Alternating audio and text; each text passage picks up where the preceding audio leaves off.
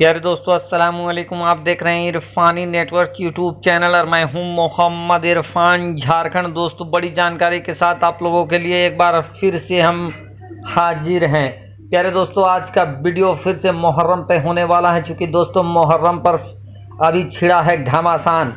चूँकि सरकार के लगातार नियम आ रहे हैं और नियम कायदा कानून का पालन करना सभी शहरी के लिए भी ज़रूरी होता है। ऐसे में दोस्तों इन दिनों सोशल मीडिया में मोदी सरकार के 8 नियम काफ़ी तेज़ी के साथ वायरल हो रहे हैं। बताया जा रहा है कि इस मुहर्रम में इन नियमों को पालना बेहद ज़रूरी है। तो दोस्तों, हुकूमत मोदी ने वो कौन से 8 नियम बनाए हैं मुहर्रम को लेकर। दोस्तों, जैसा कि आप हज़रात को मालूम है कि अनकरीब ही मुहर्रम है और मुहर्रम को लेकर एक बार फिर से गाइडलाइन पर जहां उत्तर प्रदेश में घमासान छिड़ा है, तो वहीं हुकूमत मोदी ने भी अपने जानिब से गाइडलाइंस जारी कर दिया है। तो इन तमाम गाइडलाइन की वजह है देश में दुनिया में फैला हुआ कोविड-19। और दोस्तों, जब भी मुहर्रम होता है, मुहर्रम के जुलूस निकलते हैं, ताजिया बनता है, ताजिया के साथ लोगों का हुजूम निकलता है और इससे भीड़ भाड़ भी होता है। और इसी भीड़ भाड़ को निशाने में लेते हुए मोदी सरकार ने 8 नियम भी बना डाले हैं मुहर्रम को लेकर। और इन नियमों को तोड़ने वाले को भी सजा का प्रावधान हो गया है। दोस्तों, अगर तोड़ते हुए इन नियमों का पालन नहीं करते हुए कोई पाया जाता है तो उन पर सख्त कानूनी कार्रवाई हो सकता है। तो दोस्तों, वो कौन से नियम हैं जिनका जानना हम सब के लिए ज़रूरी है, आगे पूरी नियम जानकारी हम देने वाले हैं। तो आपसे अदबन गुजारिश करेंगे कि अगर आप पहली बार मेरे यूट्यूब चैनल इरफानी नेटवर्क में विजिट कर रहे हैं तो जल्दी से मेरे चैनल को कर लीजिए सब्सक्राइब, साथ ही साथ बेल के बटन को ऑन कर दें और ऑल नोटिफिकेशन के ऑप्शन को दबा लें ताकि आने वाला हर वीडियो सबसे पहले आप तक पहुंच सके। चलिए दोस्तों, मोदी सरकार के वो 8 नियम, पहला नियम आपके सामने रखते हैं। दोस्तों, सबसे पहला नियम तो यह है कि मोदी सरकार ने इस बार किसी भी तरीके के जुलूस पर पाबंदी लगा दिया है। यानी जुलूस हो, भीड़ भाड़ हो, इस पर पाबंदी लगा दिया गया है।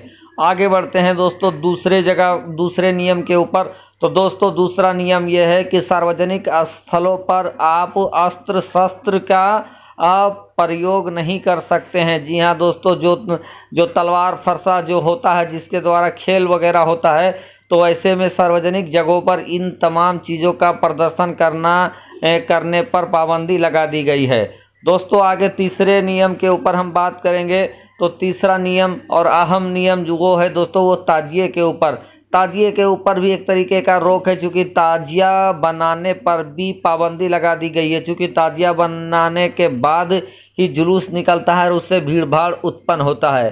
साथ ही साथ दोस्तों, अगला नियम जो इस बार मुहर्रम पर प्रभावी रहेगा वो है मुहर्रम के मद्देनज़र अगर कोई भी इंसान सोशल मीडिया में किसी भी तरीके का अफवाह फैलाते पकड़ा जाता है तो सख्त निर्देश है कि ऐसे लोगों पर सख्त से सख्त कानूनी कार्रवाई की जाए। दोस्तों, आगे बढ़ते हैं अगले नियम के जानिब। दोस्तों, अगला नियम जो सामने आ रहा है उसमें बताया जा रहा है कि ऐसे स्थान जहां पर सांप्रदायिक तनाव उत्पन्न होने की आशंका हो तो ऐसे जगह पर सख्त पहरेदारी की जाए। साथ ही साथ सीसीटीवी वगैरह लगाया जाए ताकि किसी भी तरीके का तनाव उत्पन्न ना हो सके।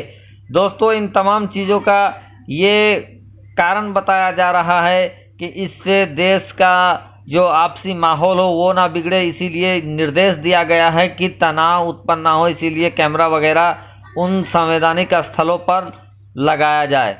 दोस्तों, आगे नियम जो बताया जा रहा है अगला नियम, उसके मुताबिक दोस्तों अगर कोई इन नियमों को तोड़ते हुए नज़र आता है तो उसके साथ सख्त से सख्त कानूनी कार्रवाई की जाए।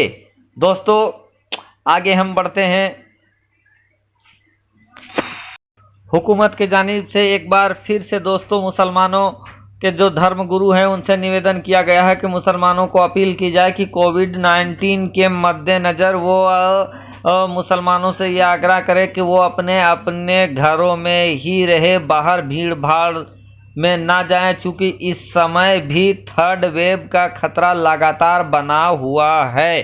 दोस्तों, जैसा कि आप लोगों को मालूम है कि इसी कोविड-19 की वजह से ईद उल फित्र की नमाज भी चली गई थी, ईद उल जुहा की भी नमाज चली गई थी और अब दोस्तों मुहर्रम के ऊपर भी ये कोविड-19 का प्रकोप हुआ है। यानी दोस्तों जो भी नियम बनाए गए हैं वो नियम एक तरीके से भीड़ भाड़ से ही रिलेटेड है। ना तो भीड़ भाड़ होगा ना तो फैलेगा। यानी कि जो जुलूस है, जुलूस को लेकर ज़्यादा सख्ती बरती गई है कि किसी भी तरीके से जुलूस ना हो, किसी भी तरीके से भीड़ भाड़ ना हो। इधर दोस्तों मोदी हुकूमत के साथ साथ योगी हुकूमत ने भी अपने जगह पर जो गाइडलाइन जारी किया है उस पर घमासान अभी तक थमा नहीं है दोस्तों। जैसा कि आपको मालूम है कि director general of police Uttar Pradesh ने एक गाइडलाइन जारी किया था, जिस गाइडलाइन के बाद तमाम तरीके के नाइत्तफाकी उत्पन्न हो गई थी। खास करके सिया कम्युनिटी काफ़ी गुस्से में थे और उसके बाद उत्तर प्रदेश के हुकूमत के मंत्री वजीर मोहसिन खान ने भी सिया कम्युनिटी के धर्मगुरु कल्बे जव्वाद से, जी हाँ दोस्तों, कल्बे जव्वाद से बात किया था और मामले को शांत करने की कोशिश किया था। लेकिन दोस्तों अभी भी मामला जस का तस नज़र आ रहा है। कुछ नरमी देखी जा रही है लेकिन मामला अभी भी, चूँकि कल्बे जव्वाद सरी के तमाम सिया कम्युनिटी के लोगों ने डायरेक्टर जनरल ऑफ पुलिस के उस गाइडलाइन और गाइडलाइन में इस्तेमाल किए गए शब्दों पर खेद जताया था, आपत्ति जताया था और डायरेक्टर जनरल ऑफ पुलिस से क्षमा मांगने की बात कही थी।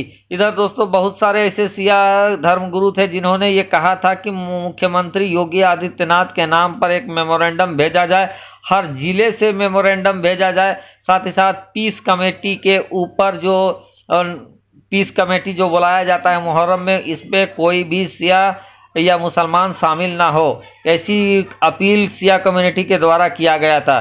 क्योंकि दोस्तों जो गाइडलाइन जारी किया गया था उसमें विशेष रूप से तबर्रा का जिक्र था। तबर्रा के बारे में कहा गया था कि जो पतंगों में तबर्रा लिखा जाता है, जो आवारा जानवरों में तबर्रा लिखा जाता है, इसमें दूसरे कम्युनिटी के लोग, खास करके सुन्नी कम्युनिटी के लोग का ऐतराज होता है। साथ ही साथ कहा था कि गोवंश से रिलेटेड बातें कही गई थी कि गोवंश के वध को लेकर भी गाइडलाइन में जिक्र किया गया था।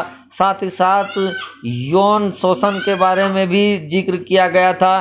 तो इन तमाम कुछ ऐसे बातें थी दोस्तों जिसके ऊपर एक मिसअंडरस्टैंडिंग उत्पन्न हो गया था दोनों ही पक्ष से और उसके लेकर बड़ा बखेड़ा खड़ा हो गया था। और इसी बखेड़े को शांत करने के लिए मोहसिन रजा ने कल्बे जव्वाद से मुलाकात किया था। इधर दोस्तों माइनॉरिटी कमीशन ऑफ इंडिया ने भी इसको संज्ञान में लेते हुए उत्तर प्रदेश के मुख्य सचिव, जैसा कि जानकारी आ रहा है, उत्तर प्रदेश के मुख्य सचिव को चिट्ठी लिखा था और पूरी जानकारी, पूरी स्पष्टीकरण मांगा था।